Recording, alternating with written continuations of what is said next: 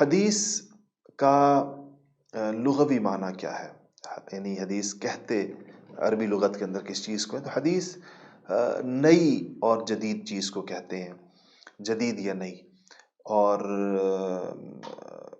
عربی کے اندر نئے زمانے کو بھی جس کے لیے بھی لفظ حدیث استعمال ہوتا ہے کہ نیا زمانہ ہے، جدید چیز ہے. تو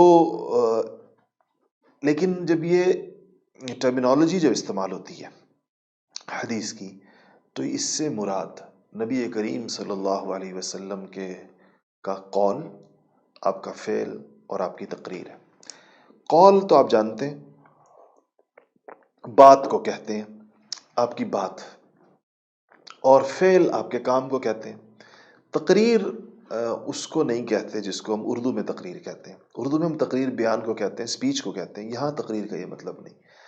تقریر کا مطلب یہ ہے کہ یہ کوئی بات یا کوئی عمل نبی کریم صلی اللہ علیہ وسلم کے سامنے ہوا ہو اور آپ صلی اللہ علیہ وسلم نے اس کا انکار نہ کیا ہو، اس پہ رد نہ کیا ہو، اس سے منع نہ کیا ہو، اس پہ کوئی نکیر نہ کی ہو، بلکہ آپ نے خاموشی اختیار فرمائی ہو. تو آپ کی خاموشی کو بھی تائید سمجھا جاتا ہے اور اس کی شرعاً اجازت ہوتی ہے اس کام کی، اور اس عمل کو حدیث تقریر کے ذیل میں لایا جاتا ہے کہ میں اس کی کچھ مثالیں بھی آپ کے سامنے انشاءاللہ عرض کرتا ہوں. تو یہ تین باتیں ہو گئیں کہ حدیث جو ہے وہ نام ہے نبی کریم صلی اللہ علیہ وسلم کے قول کا، نبی کریم صلی اللہ علیہ وسلم کے فعل کا، یعنی آپ نے خود کوئی کام کیا ہے، اور یا آپ صلی اللہ علیہ وسلم کے سامنے جو جو چیزیں ہوئیں اور آپ نے اس پہ انکار نہیں فرمایا، تردید نہیں فرمائی، رد نہیں فرمایا. اب دیکھیں جیسے کہ حدیث قولی کی ایک مثال دے دوں آپ کو. سیدنا ابو ہریرہ رضی اللہ تعالیٰ عنہ سے روایت ہے کہ وہ فرماتے ہیں کہ رسول اللہ صلی اللہ علیہ وسلم نے فرمایا کہ صلاۃ فی مسجدی ھذا خیر من الف صلاۃ فیما سواہ الا المسجد الحرام.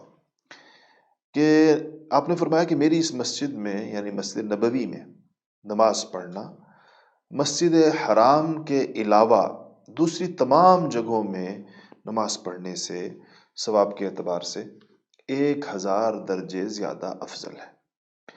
اب سیدنا ابو ہریرہ رضی اللہ تعالیٰ عنہ فرما رہے ہیں کہ رسول اللہ صلی اللہ علیہ وسلم نے فرمایا، قال رسول اللہ صلی اللہ علیہ وسلم، آپ نے فرمایا. اب یہ حدیث قولی کہلائے گی کیونکہ آپ کا قول ہے. حدیث فعلی میں آپ صلی اللہ علیہ وسلم کے کسی فعل کا، یعنی آپ کے کسی عمل کا، آپ کے کسی ایکشن اور آپ کے کسی ڈیڈ کا ذکر ہوگا. جیسے صحابہ فرماتے ہیں کہ ہم حضور اکرم صلی اللہ علیہ وسلم کے ساتھ ہم نے جہاد کیا، تو کہتے ہیں غزونا مع النبی صلی اللہ علیہ وسلم 7 غزوات او 6، کہ ہم نے رسول اللہ صلی اللہ علیہ وسلم کے ساتھ 6 یا 7 جنگوں میں حصہ لیا، ساتھ آپ کے. تو آپ کا جنگ میں حصہ لینا ثابت ہو رہا ہے کیونکہ صحابی آپ صلی اللہ علیہ وسلم کے عمل کو بیان کر رہے ہیں. تیسری میں نے بتایا تھا حدیث تقریری، آپ کے سامنے کوئی چیز ہوئی اور آپ نے اس سے منع نہیں فرمایا.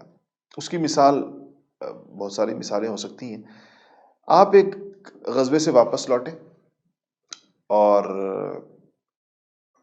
اپنے گھر تشریف لے گئے، تو گھر پہ ایک الماری اور الماری کے سامنے ایک پردہ لٹک رہا تھا. تو ہوا آئی اور پردہ ہل گیا. تو آپ نے پردے کے پیچھے دیکھا جو الماری تھی، تو وہاں آپ کو کچھ گڑیاں نظر آئیں. حضرت عائشہ رضی اللہ تعالیٰ عنہ، آپ کو پتہ ہے چھوٹی عمر کی بچی تھی، تو وہ حضرت عائشہ کی کھیلنے کی گڑیاں آئی تھیں. تو آپ نے حضرت عائشہ سے پوچھا کہ اے عائشہ ما ھذا، یہ کیا ہے؟ تو حضرت عائشہ نے فرمایا کہ بناتی، میری بیٹیاں ہیں. یعنی گڑیوں کو جس طرح بچیاں کہتی ہیں نا، میری بیٹیاں ہیں، آپ نے گھروں میں دیکھا ہوگا، تو وہ بیٹی بنا لیتی ہیں یا ان کی شادیاں ہو رہی ہیں، وہ تو کہا بناتی میری بیٹیاں ہیں. تو آپ نے فرمایا کہ ما ھذا الذی اری وسطہن، کہ ان کے درمیان میں کیا دیکھ رہا ہوں، یہ تمہاری گڑیوں کے درمیان کیا چیز ہے عائشہ؟ تو حضرت عائشہ نے فرمایا کہ فرسن، یہ گھوڑا ہے. تو آپ نے فرمایا کہ اس گھوڑے کے اوپر کیا ہے؟ تو حضرت عائشہ نے کہا کہ دو پر ہیں اس کے. اچھا وہ کوئی گھوڑا تھا کھلونا، اس کے دو پر تھے. تو آپ نے کہا کہ عائشہ کیا گھوڑے کے پر بھی ہوتے؟ تو عائشہ نے فرمایا کیوں، کیا حضرت سلیمان علیہ السلام کے گھوڑے کے پر نہیں تھے؟ تو آپ صلی اللہ علیہ وسلم اس بات پہ ہنس پڑے. اور یہ حضرت عائشہ کی غیر معمولی ذہانت کی، ایک چھوٹی بچی کا یہ جواب دینا نبی کریم صلی اللہ علیہ وسلم کو کہ کیا حضرت سلیمان علیہ السلام کے گھوڑے کے پر نہیں تھے. تو آپ اس بات پر ہنس پڑے. اور راوی حضرت عائشہ جب اس کو روایت کرتی ہیں تو کہتی ہیں کہ آپ کے دندان مبارک، آپ کے دانت نظر آئے آپ کی ہنسی کی وجہ سے. اچھا اب آپ نے یہ نہیں کہا کہ عائشہ یہ غلط ہے، اور یہ نہیں فرمایا گڑیاں کیوں رکھی ہوئی ہیں. اس سے ابھی آپ، اور یہ بھی نہیں فرمایا کہ بہت اچھی بات ہے گڑیوں کا رکھنا. ہمیں جو حدیث ہم تک پہنچی ہے وہ یہ ہے کہ آپ نے اس عمل کو دیکھا، پوچھا، اور پھر آپ خاموش رہے. ہنسے ضرور لیکن خاموش رہے. اب نہ ان کو ٹھیک کہا نہ غلط کہا. اس سے محدثین فقہا یہ استدلال، اس کو حدیث تقریری کہتے ہیں. آپ کے سامنے ایک عمل ہوا، گڑیاں دیکھی گئیں، گھوڑا دیکھا گیا، اس سے یہ استدلال کرتے ہیں، یہ دلیل لیتے ہیں کہ بچوں کے کھلونے بتوں کے حکم میں نہیں آئیں گے. اگر چھوٹی بچیاں چھوٹی چھوٹی گڑیوں سے کھیلتی ہیں تو وہ گڑیاں بت نہیں سمجھے جائیں گے. اگر ایسا ہوتا تو آپ صلی اللہ علیہ وسلم حضرت عائشہ رضی اللہ تعالیٰ عنہ کو اس سے منع فرما دیتے. اس کو حدیث تقریری کہتے ہیں. ایک مثال میں نے آپ کے سامنے اس کی پیش کی. حدیثی کتابوں کے اندر اس کی آپ کو بے شمار مثالیں مل جائیں گی.